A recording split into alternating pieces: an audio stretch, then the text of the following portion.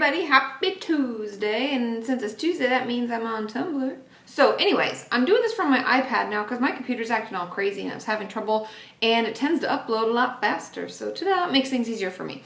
But if you asked your questions on Tumblr using the hashtag KatieFAQ, I found them and I'm answering 3 of them today, and I have a journal topic at the end, so don't forget to stay tuned for that. And I'm back from Washington and I have a wonderful farmer's tan. I don't know if you can see the farmer tan action, but it's from digging in the dirt and fishing and stuff like that, which is really fun. I had a really good time.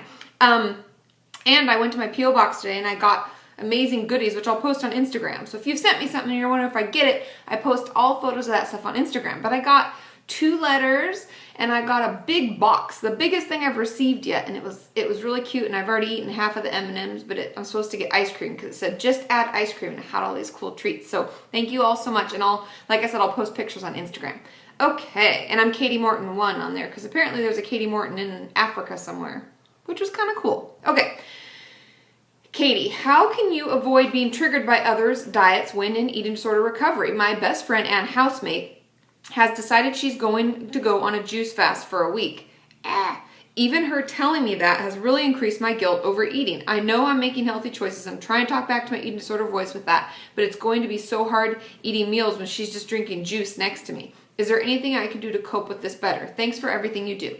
Now, I hear about this a lot, and this is something that will affect us while we're actively in our recovery. Now, I say that to clarify that the fact that once we have made peace with it, we've kind of processed through our eating disorder and we've moved on, you will not be triggered by this as much because, frankly, you won't notice what other people are eating and you won't do so much comparing. But in the meantime, I'm proud to say you're doing most of the things that I would have recommended. Number 1 being, for any of you who have a similar question, number 1 is we have to talk back to that voice. If you have to take extra time every day, I don't care if it's like 20 minutes of your time where you just do that old thing I talked about forever ago, my free eating disorder workbook, where you talk, like split your page in half, you do eating disorder voice and healthy voice, and you fight that eating disorder voice. If we have to spend more time doing that, then that's just what we have to do. So I would definitely do that more.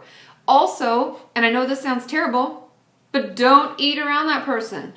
And if they know about your eating disorder, I think it's even fair to say, you know, I'm just going to go eat in my room because I have to be around either other people who are eating or I'm going to do this myself. You know, I find it triggering. That's fair to say.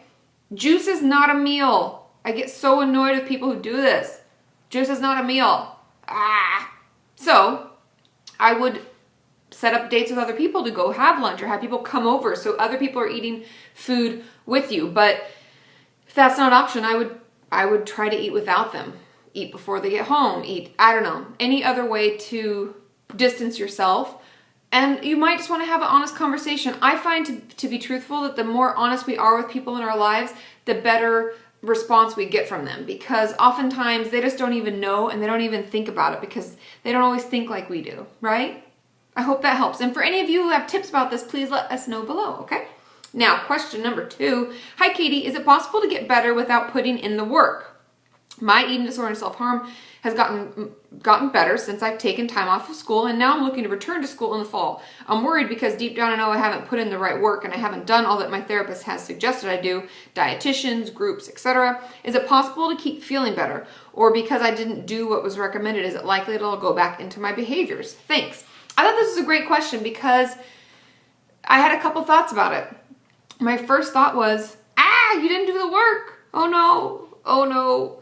But then my second thought was, well, why did it get better? Now, through reading this question, it sounds like when you take away all our stressors, we don't have as many reasons to use our eating disorder as we used to, or our self-harm, or our anxiety, or depression. If there's nothing happening around us to make it stir up, then chances are we won't use it, right? And if we're going to go back to school, or we're going to go back to work, or we're going to re-engage in life whatever way we were doing before, chances are that it will get worse. And I hate to say it, but therapists recommend things for a reason, and groups and dietitians, and actually doing the work that they recommend, whether it's journaling or doing your healthy voice, eating disorder voice, or whatever, it's really necessary that we do it. And you can still put in the work right now. I mean, hop on my website and download my free eating disorder workbook and my free self-harm workbook and get to work.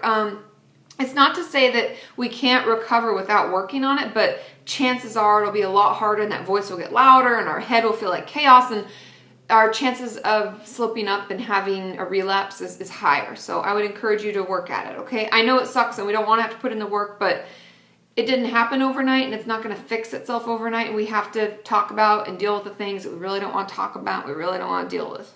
Am I right? But I promise it'll get better and you're totally worth the fight. Honest. I know you can do it. Okay.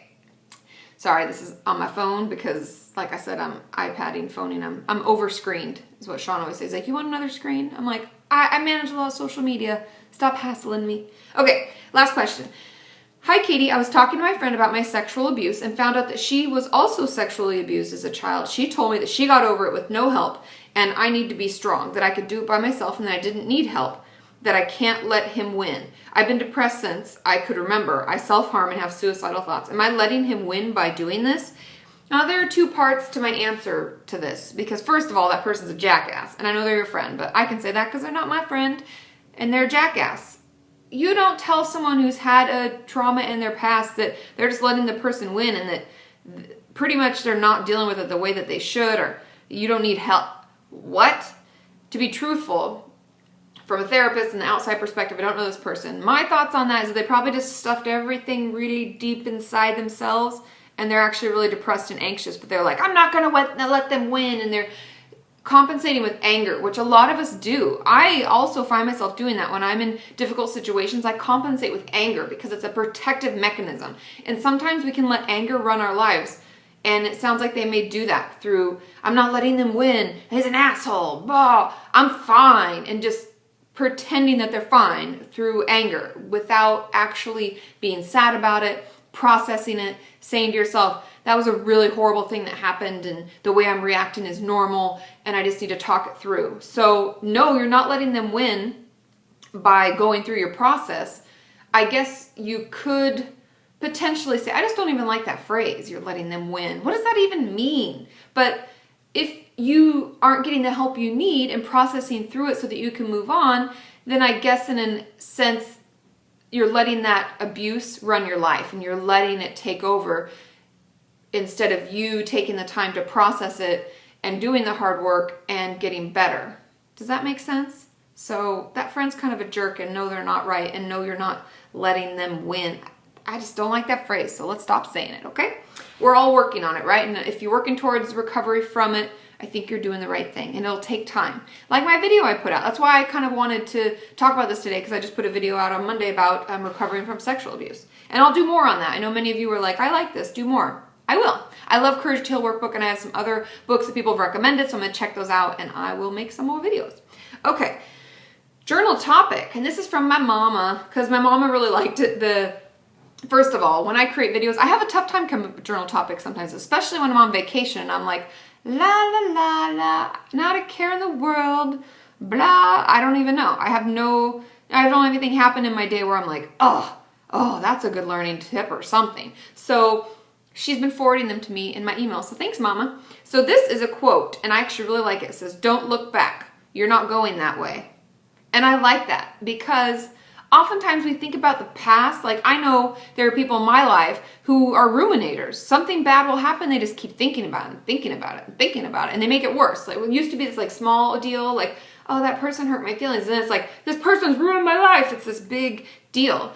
And oftentimes we have to remind ourselves, don't look back. I'm living in the present. I'm living now. I'm creating a more positive future for myself today, starting today. So I want you all to think about, what are you doing today to create that positive future that you're wanting? What's one thing you're going to do? Is it calling that friend? Is it reaching out? Is it getting out of the house? Is it going for a walk? Is it eating that meal that you've been struggling for? Is it putting down that self-harm tool and not doing it this one time and talking back? What is it? Let me know below. And I'll see you all tomorrow on the website and on YouTube. So ask your questions below this video or on my website under Katie's Vids, and then Q&A for videos or suggestions for videos. I forget what I put there, but I will find it. Okay? I love you all. Have a good one. Bye.